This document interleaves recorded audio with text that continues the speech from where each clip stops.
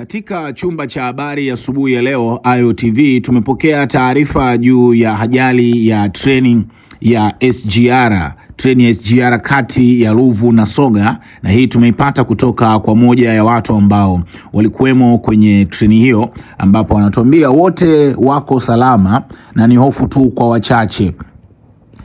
Lakini IOTV tumejaribu kuongea na mkuu wa kitengo cha mawasiliano wa shirika la reli Tanzania Fred Mwanjala, na akatueleza kwamba nao wao wamepata taarifa hizo na sasa wako tayari kwa ajili ya kuelekea eneo la tukio. Yeye, mkurugenzi mkuu pamoja na katibu mkuu wa wizara. IOTV tunaelekea eneo la tukio muda wote. Kwanza sasa tutaendelea kukuletea update na taarifa zote kuhusiana na tukio hili. Na sisi tumezipokea hizo taarifa. Labda ni kwa mlivyozipokea, labda taarifa ikoje mpaka sasa? Bado, kwa sababu ndo kwanza tumepokea hiyo taarifa.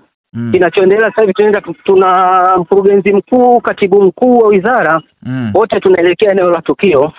Tutatoa taarifa baadaye kidogo, baada ya kufanya tathmini na wataalamu.